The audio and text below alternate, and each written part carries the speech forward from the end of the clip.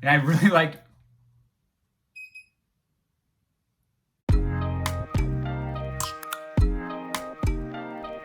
What's going on, ZanFam? It's Zanardi. Welcome back to another video. So we finally had our fifth or sixth, whatever it was, Democratic debate.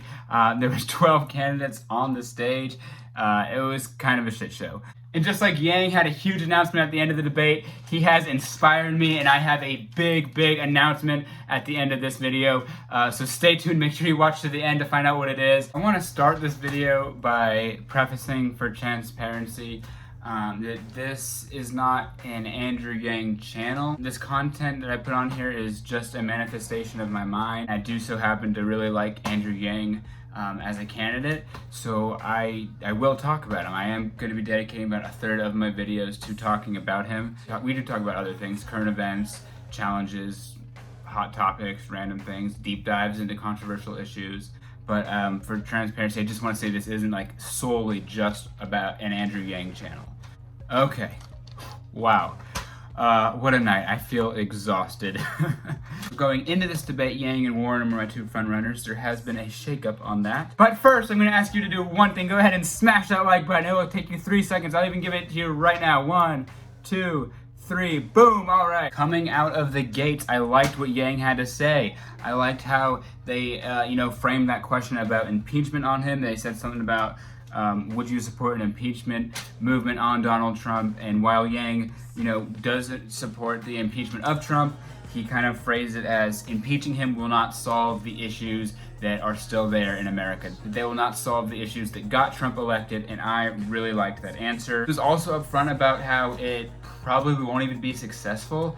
I mean, I really don't know of many people that actually believe Trump's going to get impeached. Now, Warren in this debate, I said that going into it, Yang and Warren were my front runners. I hated Warren's whole bit on raising taxes for the middle class and about Medicare. Like a classic politician, she just swayed from the truth. She just swayed from giving a direct yes or no answer. She was all wishy-washy. Well, we're going to do this. We're going to cut costs. Well, cost isn't the same thing as taxes. What do you mean? Are you going to raise taxes on the middle class? Oh, we're going to cut costs. Well, that... And I love that Buttigieg called her out directly. Said something along the lines of, yes or no, you didn't answer the question. Boom. I love that, Buttigieg. Good job. Overall, I did not think it was a good night for Warren. I know a lot of the pundits are still praising her. She is clearly the front runner as of now. Hey, that's what you get when you're the front runner. You're gonna get attacked. And I wasn't completely sold on how she responded to those attacks. Warren was like a middle school girl that just broke out in acting. She's walking down the halls like this, trying to hide her. Like, I didn't think it was a good night for her. And it finally happened, mother of God. They finally talked about it.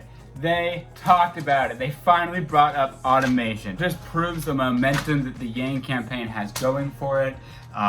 His issues are becoming mainstream. They're getting talked about. They're brought up in tonight's debate. So great job. Sanders' federal job guarantee was his answer to automation. I still don't see how that's an answer to automation. Technically, couldn't you just automate away the federal jobs that you're creating? And then Warren probably said the stupidest thing of the night. Elizabeth comes out and says that bad trade policy is why we lose jobs. And there's no such thing as automation, or that automation is not a real issue. Not sure if you stepped into a McDonald's or even a movie theater or even seen Tesla cars because automation definitely is a real thing. Bad trade policy is not the reason why I can walk into a movie theater and select the movie I want to see and it spits me out a ticket and then I go and walk into the theater. Bad trade policy is not the reason why I can walk into a McDonald's and build my own burger and then sit down at a table and it comes out to me.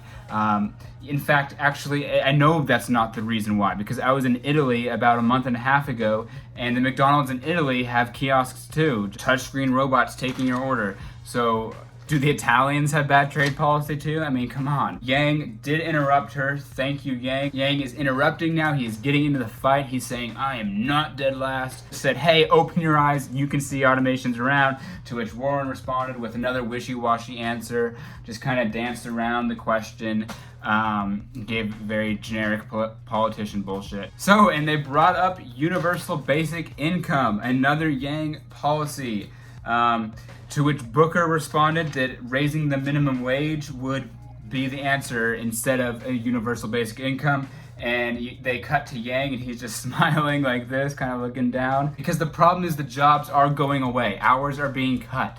So you can go and talk to anyone that works in retail or works at, a Chick-fil-A or something like that.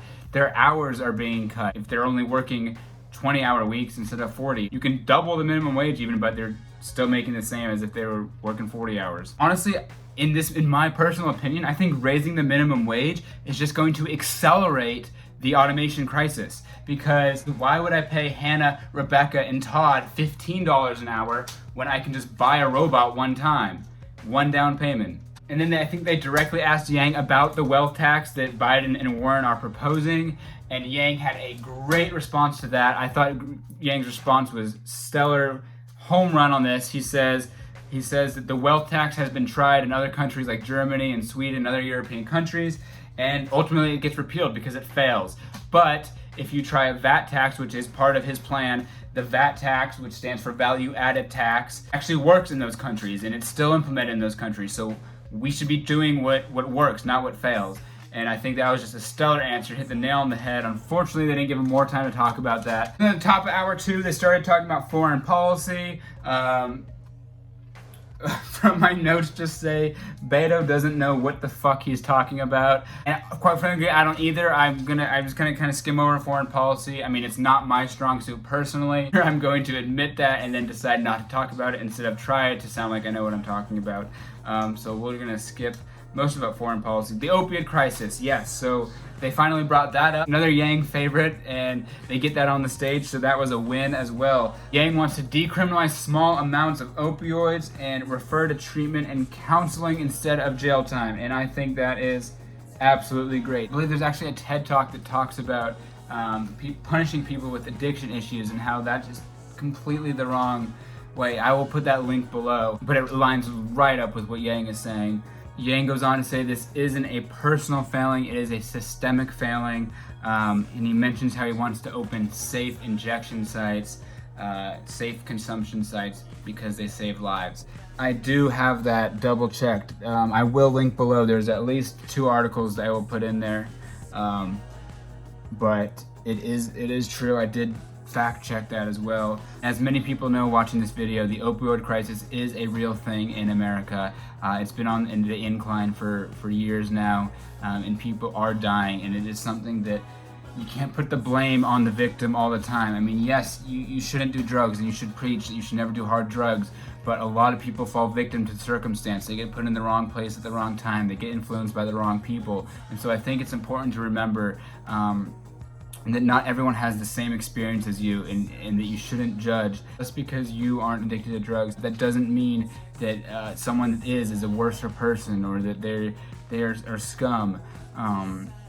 Everyone is going through life in a different way, and sometimes they fall victim to things and make bad choices, because remember, nobody is perfect.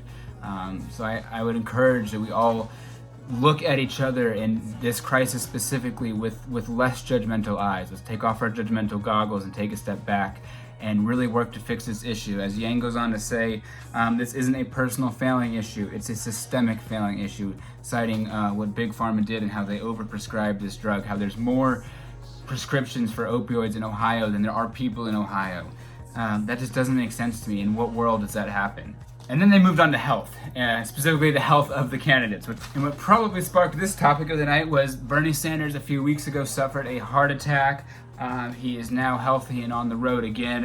He has recovered well, which is great. And I looked it up, and heart attacks generally have an 18% chance of recurring, which is, I don't know, man. I mean, he's old. I don't understand. Out of 12 candidates, why are the 2 oldest like the front runners? It baffles me that we consistently are looking towards these old dudes. Like, why? The way I see it is that age matters, in the way size matters. It doesn't mean like it's kind of a yeah. It's not a make or break is what I'm saying, but it could be an additional positive or just a slight negative. You know, if you're building the perfect candidate, you're not going to make them 80 years old. Like if you could walk in it, like if they had like Build-A-Bear but it was Build-A-President, you're not going to make them 80 years old. So that's what I think when I say does age matter? Yes. I guess what I'm saying is that should age completely disqualify a candidate?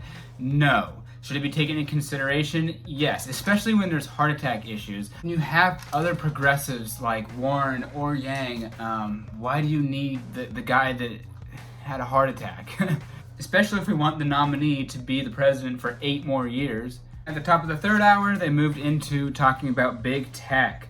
And they specifically asked Yang, does breaking up the big tech result in saving, you know, the mom and pop shops along the street that Yang talks about closing? I'm not really a fan. I didn't really understand Yang's answer. Maybe you guys can comment below and kind of explain it to me. But I just thought it was kind of out of touch and foolish. He mentioned something about the screen time of their kids and people being addicted to their phones, but I didn't understand how that related to the question of breaking up big tech. That was probably the weakest point in the debate for Yang. But I did like how Yang did mention that we have to dial the clock forward instead of trying to turn it back. That we do have to embrace change and embrace technology. I thought that was a solid answer, you know, because that's essentially what a true progressive should do. A true progressive should embrace change and want change, but then be able to adapt to it. So I like that tidbit from him. So they asked a question. They asked, will vision of change offered by Warren and Sanders attract votes to beat Donald Trump?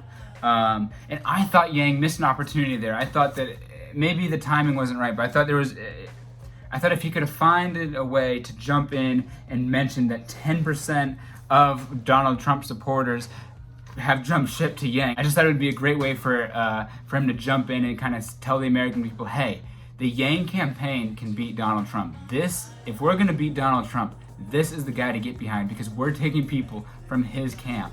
So I thought that was a little bit of a missed opportunity for him, because then of course he can relay and say, hey, but like I'm still very progressive. Like I'm on this stage with you guys next to Warren and next to Sanders. Like I am progressive, but I've also taken 10% of Trump supporters. So that was a little bit of a missed opportunity. And then in the closing statements, man, I really like Beto's closing statement. It was about how him and a Republican colleague drove from Texas to Washington, D.C. That should be like a movie, like a mix of plane, trains, and automobiles, and the campaign. Like, let's just stick 2 politicians in this car on this road trip. I want that to be the next summer comedy movie. I would watch that. But the question basically was like, who is an unlikely friend you've met as a politician or as, you know, running for president? Who's someone unlikely that you never thought you would be friends with? And Yang had a good answer. He was Fred, the truck driver. And I think Fred's going to become a meme now, I'm guessing. Or maybe. Fred was a former Trump supporter who drives trucks for a living. And now him and Yang are on a first name best buds basis. So that's pretty cool. So Yang's big shit of the night. He is going on Friday, I believe this Friday the 18th. He's going to be answering questions for 10 hours straight. Now I don't know if he's doing this on like a Facebook Live or something. I hope it's streamed, because I think that is genius. Genius. Because you know, Yang. He's smart. He's going to be talking in detail, being able to answer anyone's questions about UBI, about how we're going to pay for it, how it's going to work. I think that is great. So overall, I thought this was a very solid debate for Yang. You know, for having 12 candidates up there, as I talked about in my pre-debate video. I thought he did a good job. He wasn't the star to stand out, but he did a very solid job. He did what he needed to do. He got his message across. He interrupted a few times. So I really think that was a win for him. And now it's my turn to do something absolutely crazy. So I hope you guys are ready. I hope I'm ready. I don't think I am, but I'm going to do it anyway. So I will donate $1 to Andrew Yang's campaign for every single subscriber I get from now until 8 p.m. Eastern time on October 17th. That's a Thursday. Thursday, October 17th, 8 p.m. is the cutoff. 8 p.m. Eastern, I will be donating $1. It doesn't matter if I get 30 subscribers, that's $30. If I get 30,000 subscribers, I'm gonna sell like half my limbs.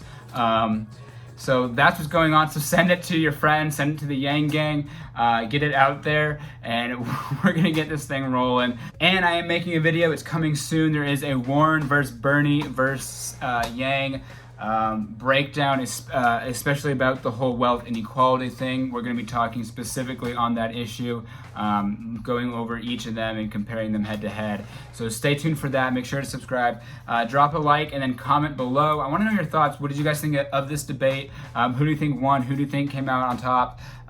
Did Yang do what he needed to do? What can he do going forward in the next debate? I want to know. So thank you guys so much for watching. I really appreciate it. Join the ZanFam today, and $1 will go to Andrew Yang. And then, as always, I do have Andrew Yang's 2 books linked down below. You can go and check them out there. Go ahead and order them if you want to know more about Andrew Yang. And then also his official campaign website as well. That's also linked below. So find out more on Yang, find out more on what we talked about today down in the description. Get this out there. Tell your friends to subscribe if they like Andrew Yang, or even if they like talking about current events, because that's what we do here. We do challenges, we do current events, we do a lot of different things. So thank you guys so much for watching. I hope you have a wonderful evening, morning, day, whatever it is. Good night. Oh guys, one more thing, because I think it's super important, but I've actually put the link to register to vote down in the description. So if you've never voted before or you're not registered, you can actually just go to the description and click the link. It takes no more than 5-10 minutes. So sign up today, because democracy is very important. Thank you.